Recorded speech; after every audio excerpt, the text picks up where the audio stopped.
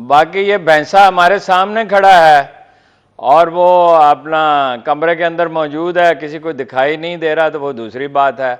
हम तो देखिए ना, कानून का जहाँ तक ताबीर का ताल्लुक है वो तो अदालत ही कर सकती है और हम जजों की नीयत पे शुबा भी नहीं कर सकते। लेकिन ये मकान आए कहाँ से हैं, ये रुपया मुल्क से बाहर कैसे गया है, इस सवाल का जवाब नहीं मिला। जैसे ये जब 40 साल से बहस हो रही है कि जुल्फ़िकार अली भुट्टो ने अहमद रज़ा कसूरी के वालिद को कत्ल नहीं कराया था, बस 40 साल में ये तो पता नहीं चला किसने कराया था। कोई तो मुल्ज़म होता, कोई उनकी ज़ाती दुश्मनी होती, कोई सुराग लगाया जाता।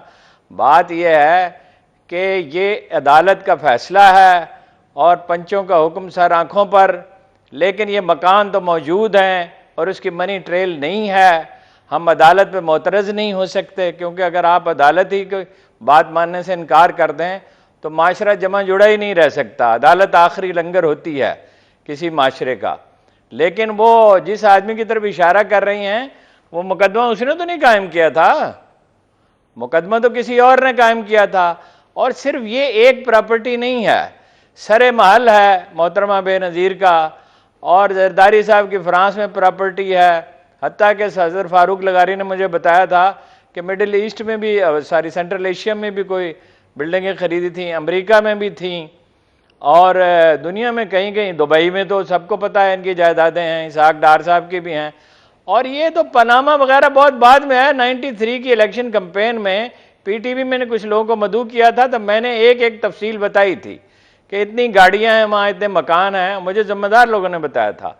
और पनामा से 1 बरस पहले भी मैंने ये सारी तफसील बताई, शहबाज शरीफ साहब ने मुझे मदऊ किया और एक कहानी सुनाई 2 घंटे। फिर मैंने कहा बॉटम लाइन क्या है, उन्होंने कहा 30-40 मिलियन डॉलर हमने। मैंने कहा आपने पैसे भेजे थे, कहाँ अखराजात के लिए भेजे थे, कितने, 30-40 मिलियन डॉलर।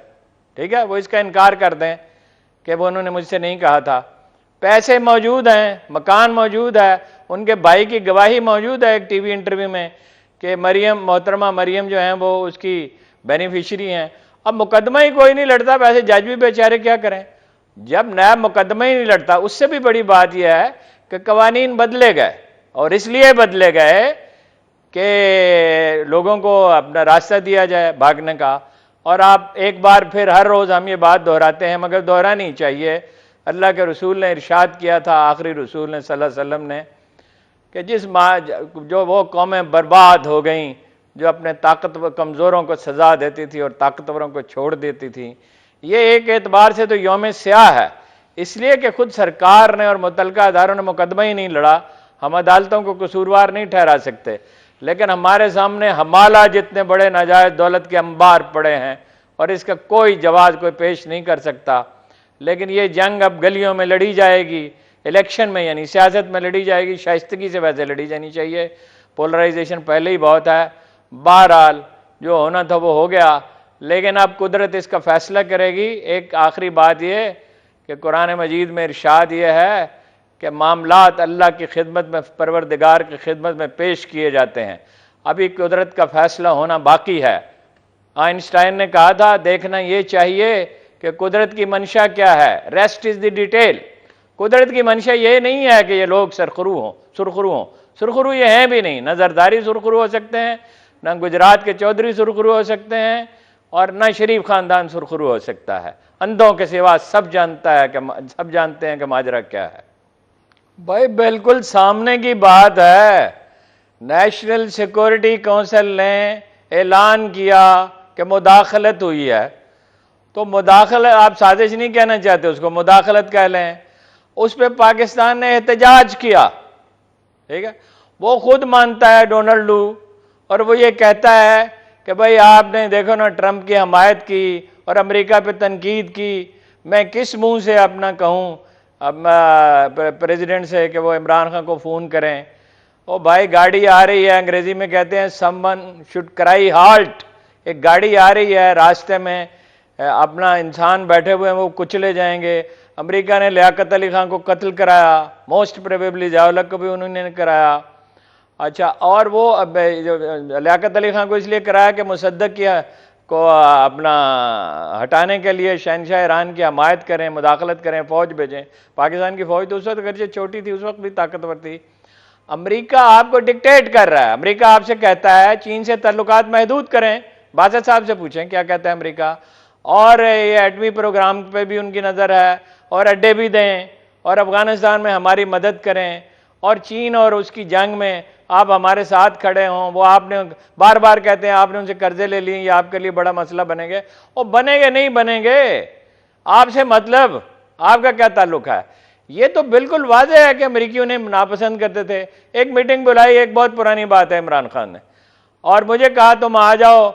जो बाइडेन आ रहे हैं, वाइस प्रेसिडेंट थे, और वो एम्बेसडर्स आ रहे हैं। वो एम्बेसडर सब आ गए। जो बाइडेन ने कहा मैं तो मसरूफ़ हो गया। अचानक उसे मसरूफ़ियत, पाकिस्तान आ रहा था, वो आ गया था। अच्छा, वो अपना ज़ाहिर है कि वो नखवत का, अफगानिस्तान की वजह से वो आपसे नाराज़ हैं। अफगानिस्तान में शिकस्त हो गई, हम अफगानिस्तान फतह करके उनकी खिदमत में पेश करते, किस लिए।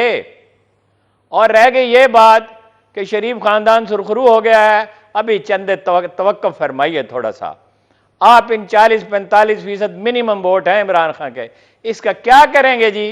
इन लड़के लड़कियों को, ये यूथ को, जिसमें उसकी ओवरवेलमिंग मेजॉरिटी है, यूथ में, खातीन में ओवरवेलमिंग मेजॉरिटी है, इसको कोई कहां ले जाएगा। ये तो क्या अजीबो गरीब गुफ्तगू हो रही है कि जनाब वो अपना सुरखरू हो गए और वो हम शरीफ खानदान के नौकर हैं। एक वो मुगरिया खानदान है, उधर एक जरदारी खानदान है, चौथी नस्ल तीसरी आ गई, बादशाह खान की चौथी नस्ल आ गई, अब्दुल सद अचकज़ई की तीसरी नस्ल आ जाएगी, मुफ्ती महमूद की तीसरी नस्ल आ गई। तो हम रियाया हैं, हम नौकर हैं इनके, ये फैसले करेंगे। हाँ नहीं, जैसे भी हो, मुझे कौन सा वो एतमाद में लेते हैं। मैंने उनसे ये कहा था भाई साहब ज़्यादा तकरीरें न किया करो अमेरिका के खिलाफ।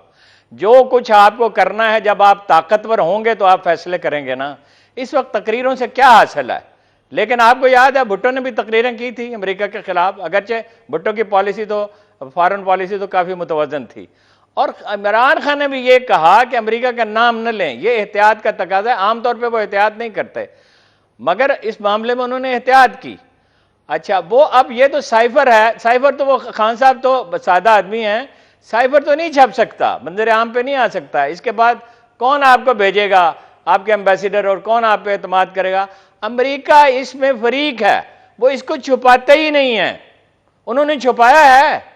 उनका एक प्रॉब्लम है, वो मैं आपसे अर्ज करता हूं। 79 के बाद एक डॉक्ट्राइन है ईरानी इनकलाब के बाद कि पॉपुलर लीडर की पब्लिकली मुखालफत नहीं की जाएगी।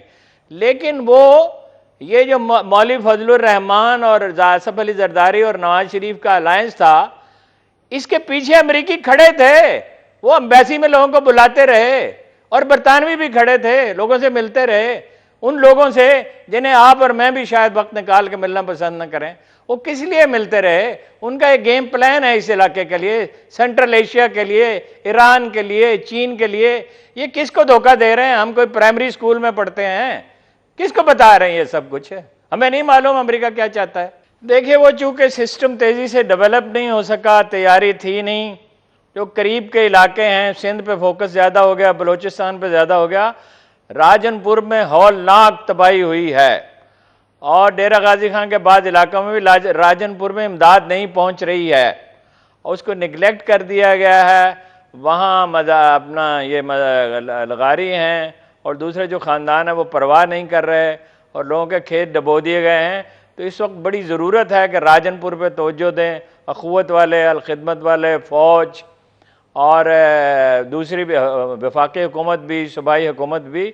बहुत बुरी हालत है, ये सबसे ज़्यादा गुर्बत का मारा हुआ इलाका। वफाकी हुकूमत पैसे दे रही है सिंध को, और ठीक दे रही है, देने चाहिए सिंध को, बलूचिस्तान को दे रही है, वो भी ठीक दे रही है। लेकिन जो हमारा जनूबी पंजाब का इलाका है, उसको अगर देखिए 30% बलूचिस्तान को दे रहे हैं। बलूचिस्तान जितनी आबादी है जो यहाँ मुतासर हुई है जनूबी पंजाब में, लेकिन वो जनूबी पंजाब को नहीं देंगे।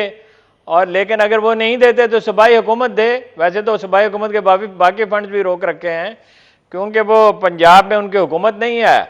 और ये जुर्म किया है पंजाब के लोगों ने कि 17 जुलाई को वोट दे दिए PTI को, तो अब उसकी सज़ा भुगतें। लेकिन उन गरीबों का क्या कसूर है, वो और कोई नहीं करता तो खिदमत वाले करें, अखुवत वाले करें, पंजाब हुकूमत करे, फ़ौज करे, एयरफोर्स करे, नेवी करे, और दूसरी तंजीमें करें।